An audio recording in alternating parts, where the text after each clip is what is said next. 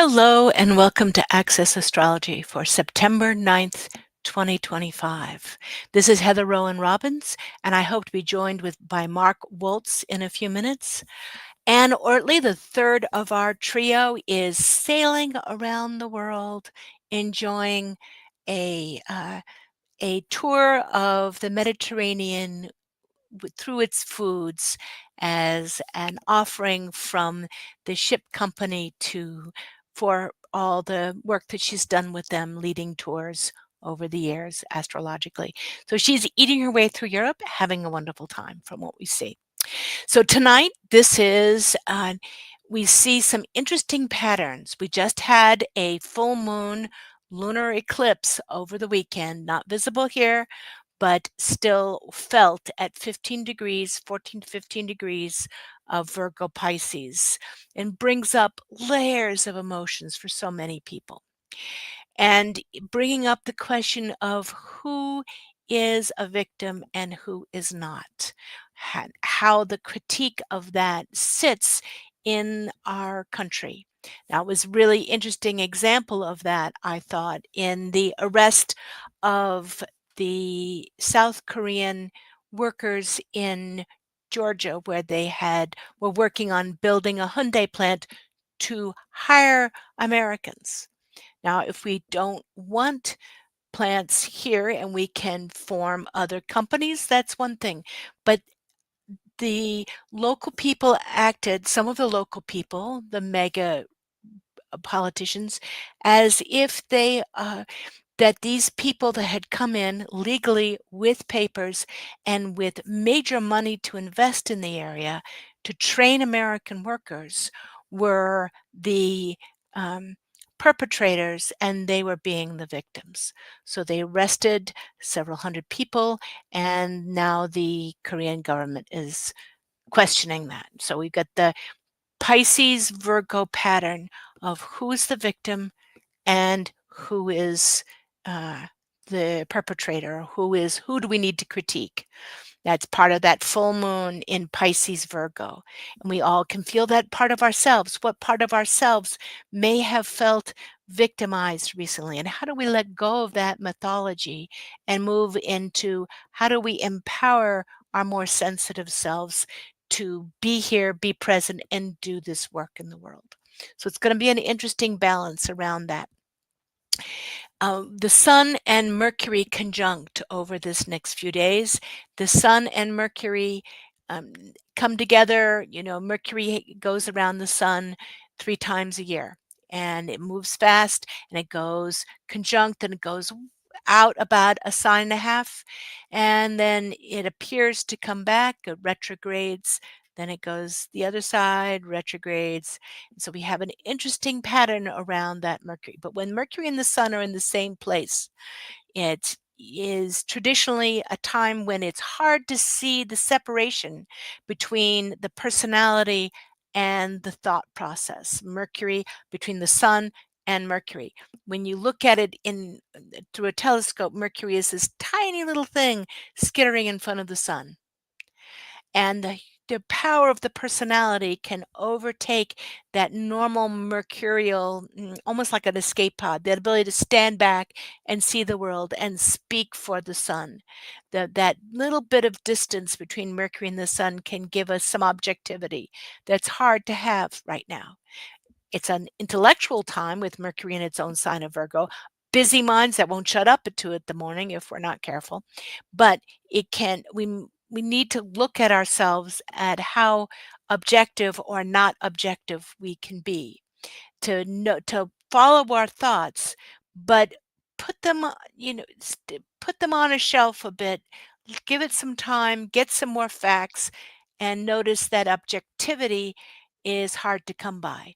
For the introspective work, it's wonderful time to go in and say, this is how I feel, to articulate our inner situation. But it can be hard to stand back and have that difference and evidence. The moon is in Aries tonight, giving us some punch and verve. We'll see that in actions around the globe. That moon is opposed Mars. It's moving into a tight opposition overnight. There may be some issues that come to a boil, and uh, but it's an interesting time right now with Mars in Libra, it's opposite the sign that it normally rules, and Venus in Leo. And it's very helpful for kids going back to school. It's very helpful for us to remember that we do have a social life. We have a right to a beautiful walk in the fall woods, that though we can make connections with people that are interested in what we're interested in. It's a socially strong, warm time. And that gives us a little bit more extroversion. It'll be even stronger and a week from this Thursday when Mercury heads into Libra, and we can communicate, kind of calms our nerves and helps us share ourselves with the people around us. But with that Venus in Leo, which can both give us some social oomph and be help us reach out to the people that we don't know yet and connect, it can also at the same time give us um, the Venus. It feeds the people that are have problems with being narcissists anyway, can make them even more narcissistic. So watch them interesting headlines and ridiculous comments, because we have one in office that seems to be empowering our local narcissists and really triggering the people that have been around narcissistic abuse. All of that can be up. That's the shadow side of Venus and Leo. On a good side, it may mean that we have the energy to reach out to people when we're normally too shy or feeling a little too introverted. It's a good time to build and strengthen any of our connections. It's a good time to meet new people, put your job proposal out there, break those barriers, promote yourself, and enjoy that connection, that thoughtful connection with Venus in Leo, and it's moving into a tight sextile with Mars during the week. And that sextile is juicy, it's flirtatious, it's kind of warm, it can help us soften our relationships if we don't get too in our head and too critically edgy.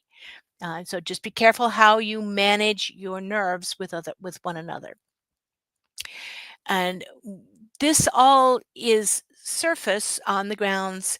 I mean, in that it's an emotional, the faster moving planets talk about the emotional context of this moment.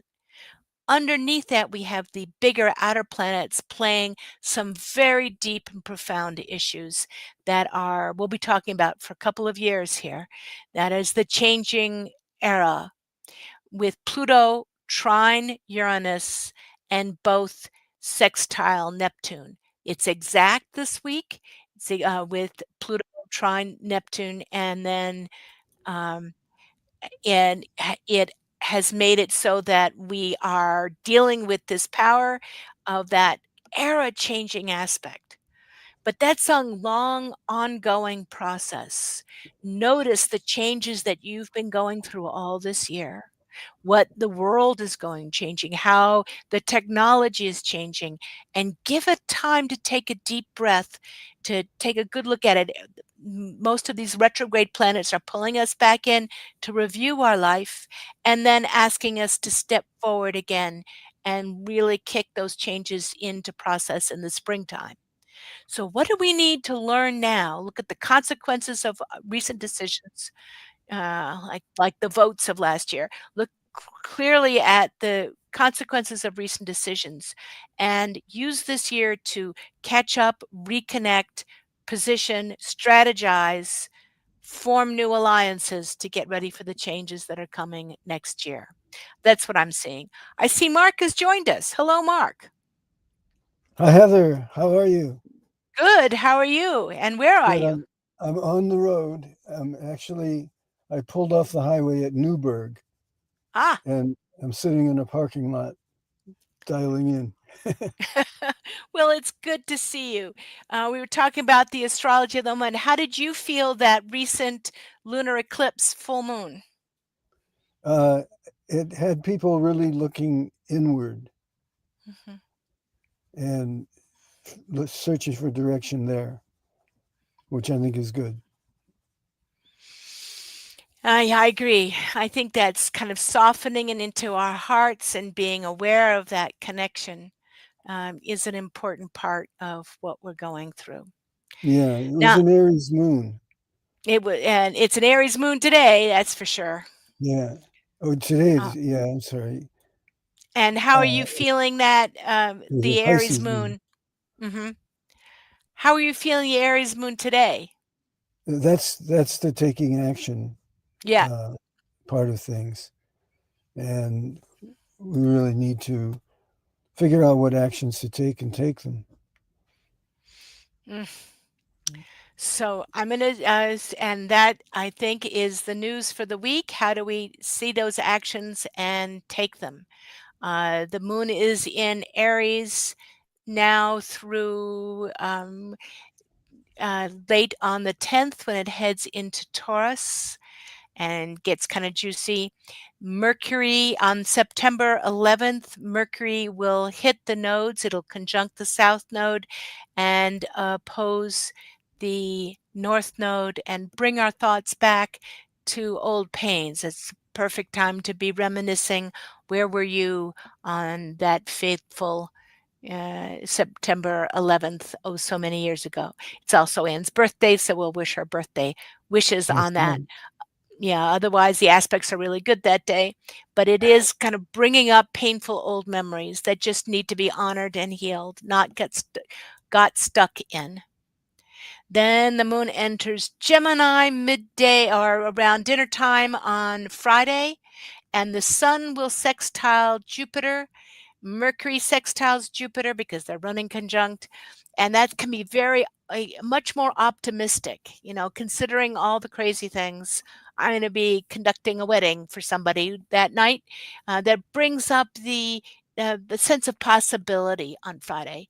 Good time to reach out, make overtures, make suggestions about how to expand our world. And then the Sun and Mercury exactly conjunct on the 13th under that Gemini moon. And then the moon heads into Cancer on September 14th. So, really kind of taking us back to like turning inwards after a very kind of busy outward weekend, or busy, active, connective, talkative, workshoppy. If you've got a workshop to go to, Mhm. it's a great weekend for that. Yeah, it's there's a lot of optimism in the air for that one. And, sometimes we don't, the optimism can also be freedom of information. That would be lovely, even if we Yeah. don't have to. Anyway, so we're going on to Justinia's chart, and Justinia works as an au pair on a work visa, now has travel status. She would like to get a green card. She's from Poland. She's in New York now, applied for asylum last April and hasn't heard anything. I would love to Mm. go to college in the United States, but it's 3 times more for international students. So first we'll look at her chart and then we'll talk about the possibilities of, uh, and you can see why with her sun in Libra, moon in Taurus, with a Libra rising, Mercury in Virgo opposed Neptune, that she would really like to be working, going to school here, and that she's got a good mind. She wants things to happen. Um, and I'm wondering if, with that Pluto down there in the fourth house, is we're talking about this is, yeah, this isn't when she was born. I'm sorry. I'm going to take that chart down and we will look at this one. This is it, 2023. So she was Mm. born in 2020, in 2003, not Yeah, 2023. So Mercury, still Mercury in Virgo there, Sun in Libra. When we looked at, she went through a new moon in Scorpio about 7 months ago. And that's the feeling that she's ready to start over again. Pluto's still down there conjunct and I wonder, as she applied for asylum, how that Pluto down at the bottom of her chart, when she goes back to Poland, she feels that Pluto there, that's saying it, there's danger here. that whether or not there is danger there, I don't know, but she can certainly feel it with Pluto coming back to that place. She has started a new place. It it will be tricky. I don't know the circumstances for which she applied for asylum. I Hmm. would say that America isn't very good at giving asylum right now. Um, the Jupiter in her 12th house acts as a protectant and does take care of her in the strangest of circumstances. So she may be lucky enough to see this through and out the other side. She's certainly hardworking with that Capricorn moon. She is certainly has a chance to start her life over in a new way. I suspect she may be here for at least another 20 some months while her progressed moon's in Scorpio holding still. Then it goes into Sagittarius, and I think she'll know within the next 2 years, just taking it a step at a time, does she want to stay here or does she want to go? When that progressed moon goes into Sagittarius, it's often a desire to travel. Like, I don't like this. This is not what I came to America for. Um, and so we'll see how that plays out.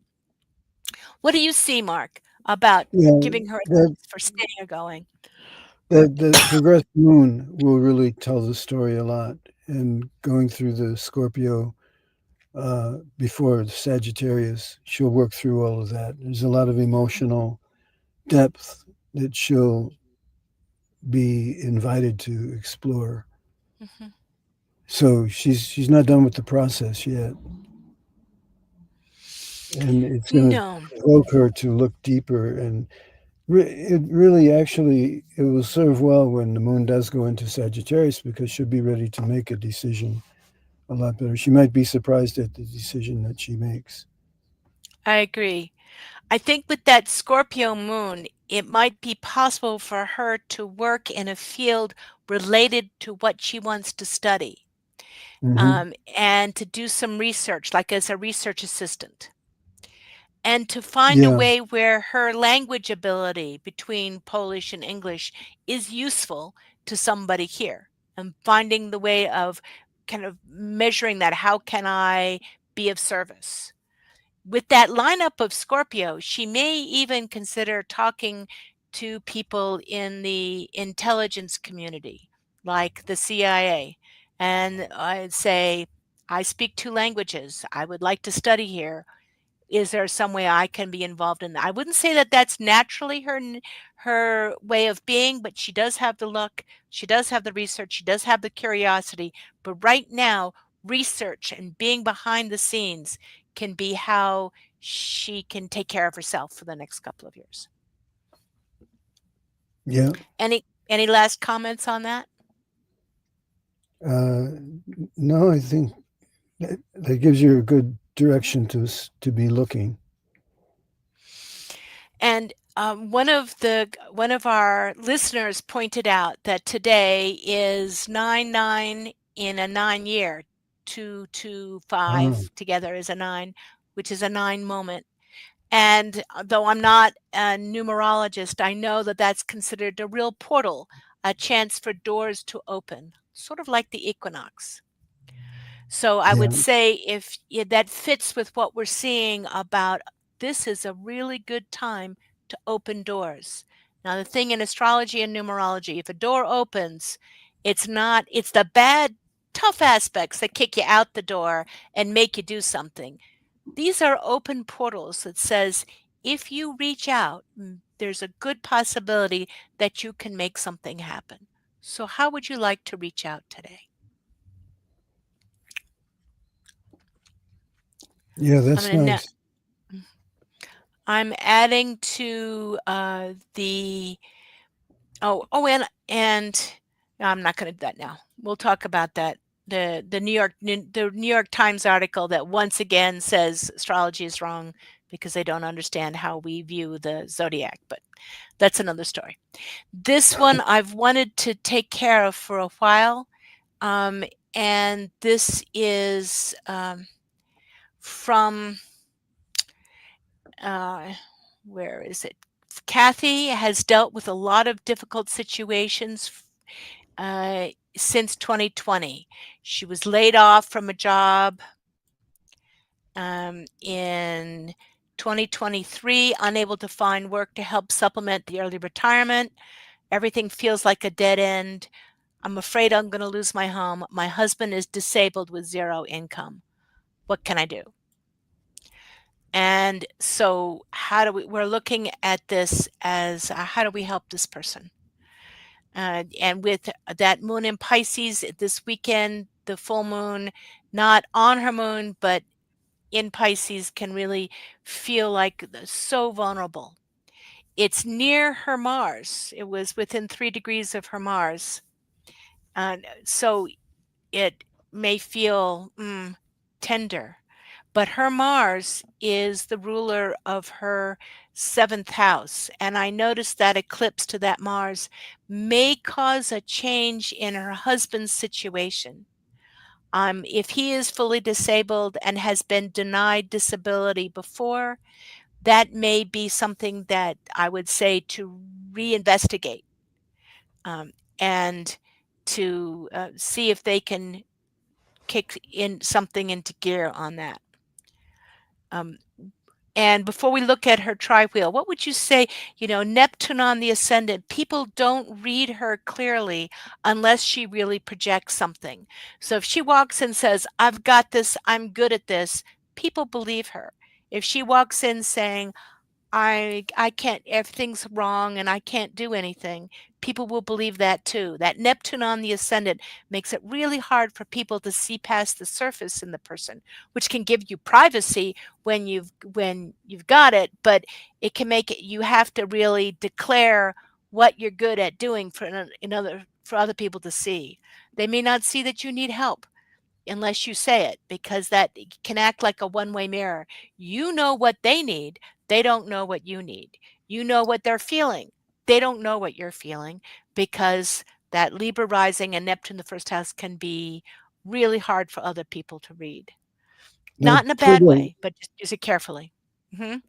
Pluto Go opposite ahead. the moon is a really tricky thing to deal with. You'll often feel that you don't have your own power and you're Hmm. having to depend on others, and they may impose restrictions on you that make you want to give up.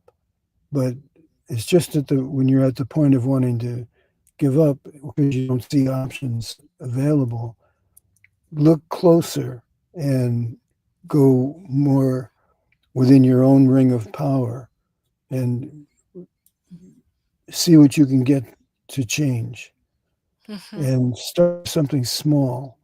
It's when things get too big for you and they seem impossible to move, like a big boulder trying to get it to roll.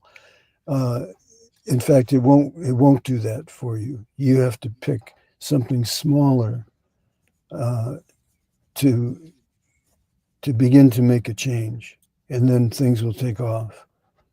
But I that's well said. yeah, um Now, and thinking smaller, and I guess that with Neptune in the first house, it can be a way where other people, many actors and politicians have Neptune in the first house, and people believe it when they say they know what they're doing. yeah, So sometimes it's a little bit of the fake it till you make it. When you before you walk into a job interview, remember everything you've ever done right in your life. Bring those memories to the foreground so that you're feeling that sense of the few times in your life it felt successful, instead of feeling that depression when you walk in to take on something. People will believe you, and you will access your ability. Now that moon opposed Pluto, Mark spoke so eloquently on that. It also can give you a real compassionate ability. You may not be interested in, there's one good news, is that your progressed Venus is pulling away from Pluto. It looks like a couple of years ago was one of the hardest moments, and that it may have been right after yeah. you lost your job and when your husband was really, a time of real depression. That it feels like you're healing, you're kind of starting to move forward. Your progressed moon is in Cancer, has been for a year, will be for another 18 months, going across the top, and can be a time when your work takes off in there. I would say that any work that's Cancerian, that could be around restaurants, serving people, taking care of people, tending to the people that need help, even worse than you may feel you do.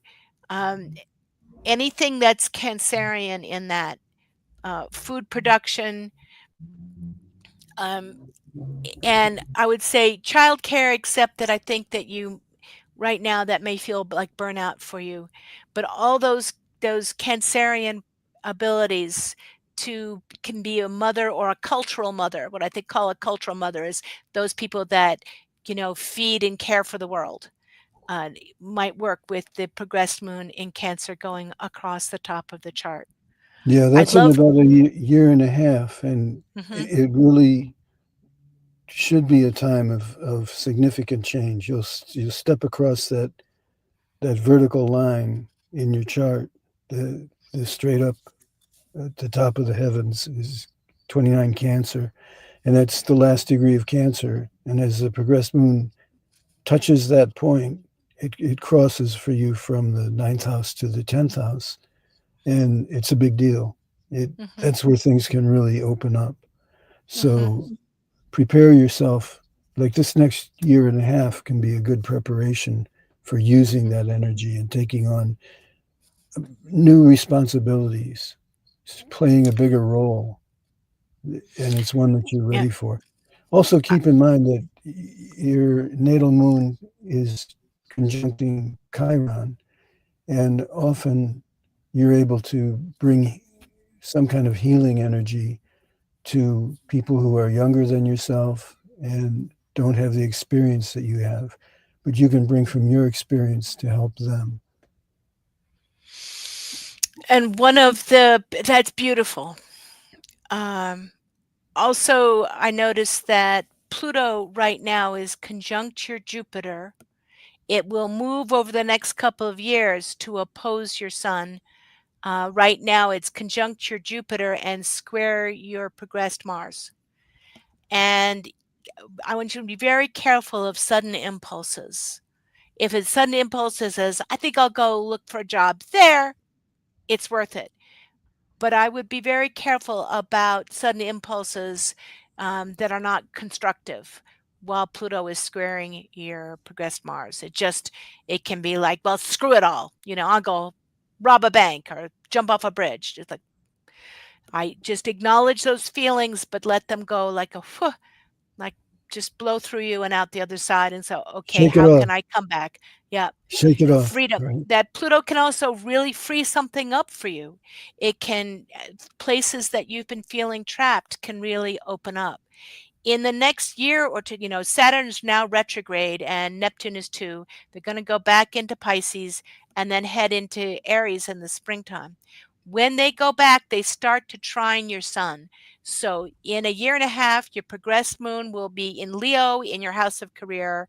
Your sun, your Saturn and Neptune will be trining, at least temporarily. Saturn pretty fast this year, and then Neptune in the years ahead. Your sun helping you be seen and appreciated in your work. In general, you're a very good manager. With that sun in the 10th house, people are willing to work with you. You're a good supervisor, you're a good manager. We just need to get your confidence back up and to put you in a position where you can build that up. It looks like there might have been an issue around trust in your last job. Like you didn't trust, like someone had a problem with you, and not because you did anything wrong, but because they had a problem. And that if you're not in a position of leadership, or a kind leadership, leading a team, or you're not supposed to shine, that's a problem because people will see that Leo in the 10th house in you, that potential, and can try to undermine it. So see if you can find a place where they want you to have a big personality. They want you to shine because you're ready to Yeah, grow into that. that's good. And good Yeah. Good luck, and do try again for disability from your husband. Yeah, it looks like it probably didn't happen the first time. You may need, a disability lawyer to help it happen. It looks like there could be a breakthrough around that this year. And in a much kind of easier chart, we're almost at the end of time, but I want to go a little over time and cover this. Jackie just wants some input on her chart. And what do we think she's, doing, what she's interested in, what's happening in her life. She's got that wonderful Jupiter Neptune conjunction in the 10th house that can be a little addictive. You can watch the addictive cycles, but it's quite intuitive, and it can have some problems with blood sugar, especially ones that run on the father's side of the family, but it can also be intuitive and creative and versatile and lovely. And with Venus on her, the ascendant in the first house, she's dealing with a tough year with that, with Pluto opposed at Venus. She's probably had to do some real reorganization about her trust. Like she tend to be over trusting and to be a little bit more careful, watch people when they're active, when their lives are going south. You need to take care of yourself on that. Um, here. So, how do you feel about that process? What do you see, Mark, in this wonderful Pisces moon in Gemini with a ascendant probably 29 degrees beginning, 29 uh, yeah, Capricorn. 29 Yeah, Capricorn.